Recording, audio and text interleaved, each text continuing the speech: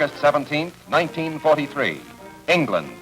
On the first anniversary of their operations against Fortress Europe, the 8th Bomber Command prepared 376 B-17s for the two most critical targets on their list, the ball bearing plants at Schweinfurt and the Messerschmitt aircraft factory at Regensburg, both deep in Germany.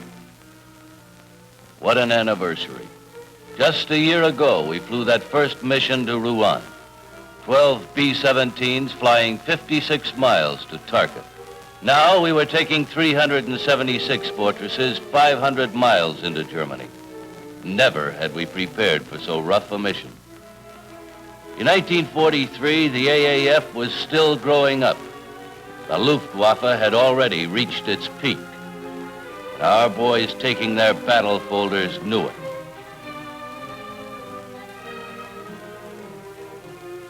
By the time we turned in our personal stuff, it was well understood that the projected doubleheader would bring on a large-scale and costly air battle. In chapels all over England, most of the men turned to their ministers, rabbis, or priests.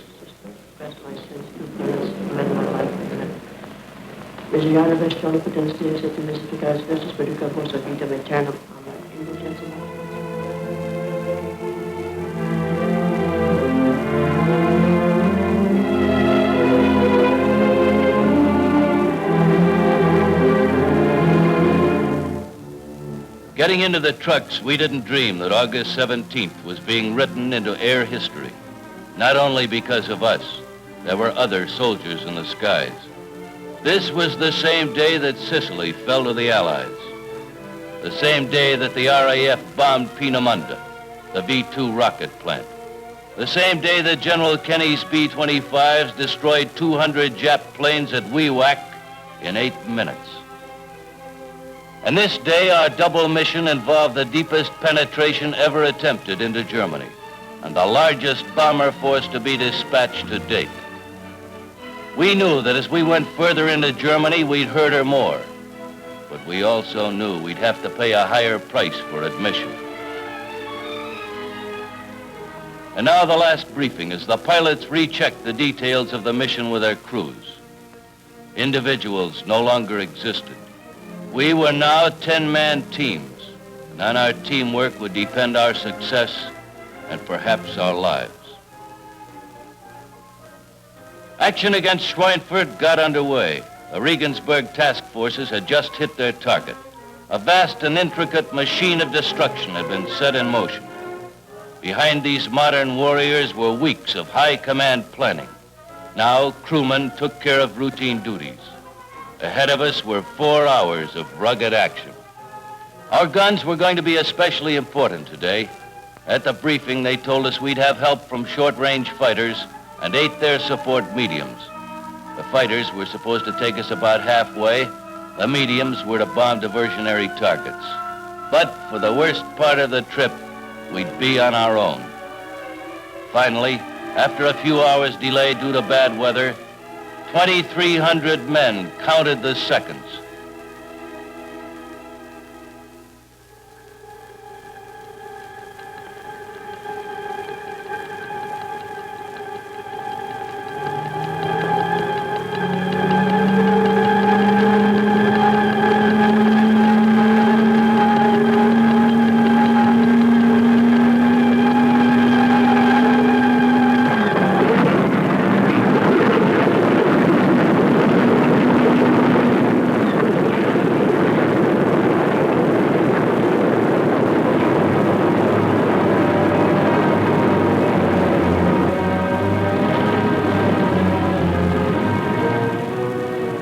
So far, American bombers had never been stopped.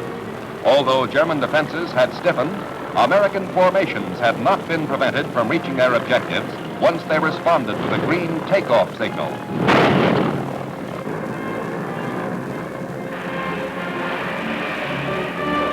As always, each thundering run was an epic of suspense until 30 tons of bombs, plane, and men were lifted from the earth.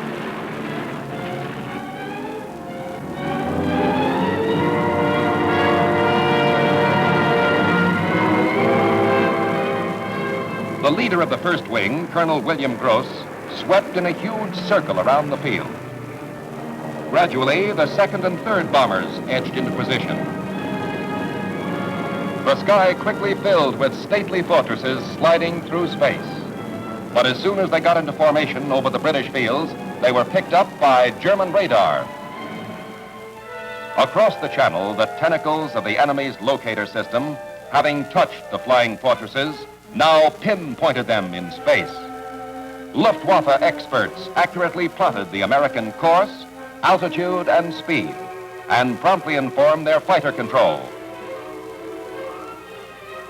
Immediately at dozens of Nazi aerodromes from as far north as Denmark to down around Paris, German fighter units began to send up everything they had. Their order was, intercept and destroy the oncoming fortresses.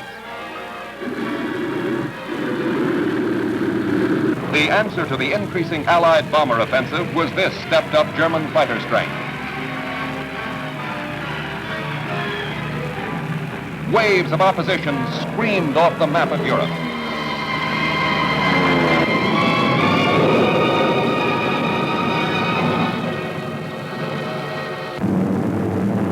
In spite of the Luftwaffe, Allied planners selected our targets according to Allied Air Force priorities.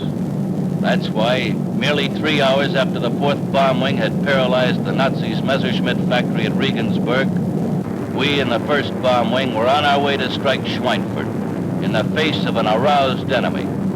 As we began to run into flak, our gunners could feel the entire German Air Force warming up. Flying in enemy territory, we felt like goldfish in a bowl, waiting for the attack.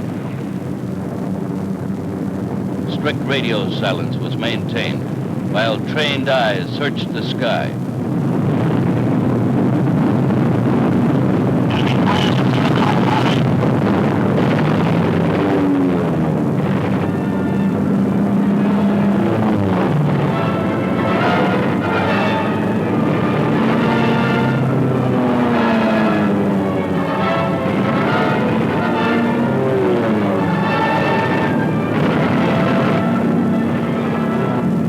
Luftwaffe unleashed every trick.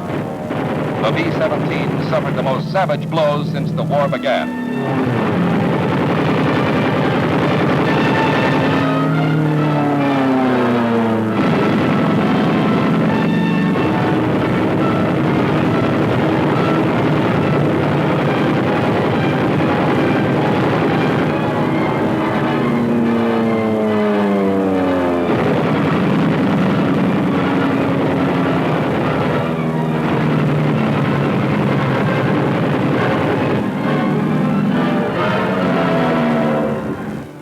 Although Jerry knocked 20 bombers out of the sky on the road to Schweinfurt, we never broke formation.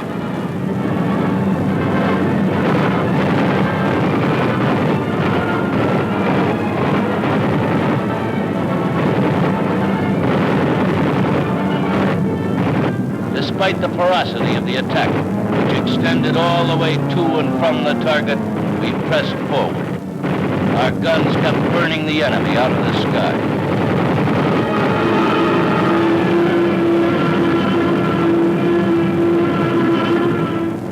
Approaching the bomb run began the most critical defensive period.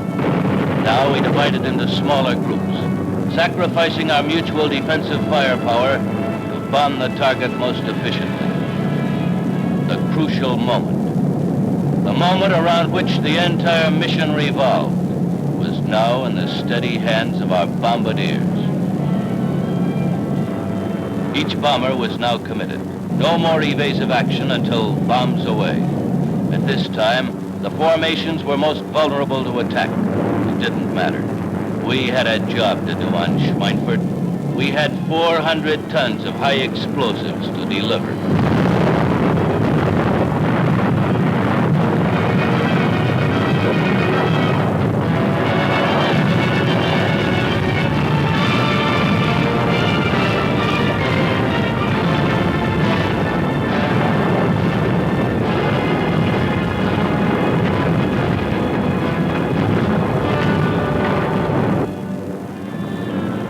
after getting 80 hits on the two main ball-bearing plants, we could defend ourselves again, at least to the extent of evasive action against flak and fighter attack.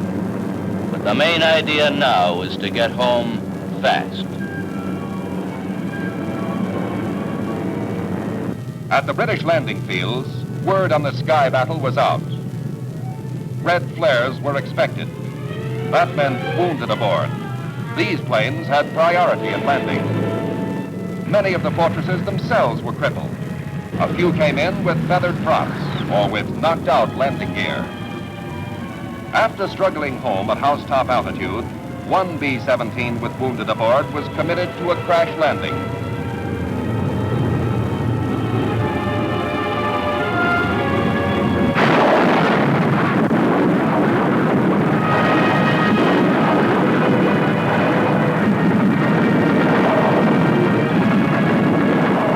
The name of the ship was My Prayer.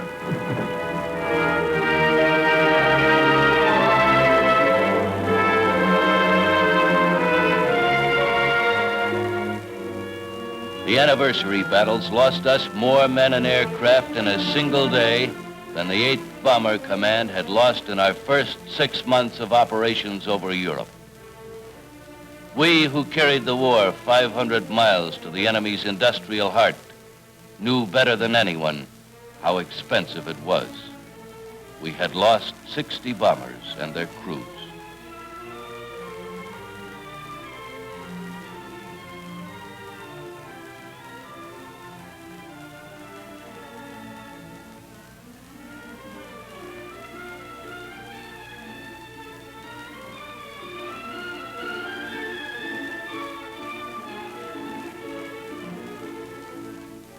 What happened this 17th day of August, year 1943, was a testament to American men with modern weapons and a very old idea, fighting for freedom. On this day, high-altitude bombers engaged in their greatest and, from the point of view of loss, their most disastrous air battle to date. Nonetheless, the results justified the price we paid. Out of these trials by fire, there did emerge from the struggle one of the most polished and powerful instruments of warfare ever assembled. This force of men and planes, this accumulation of skill and experience, became the power and might of the United States Air Force.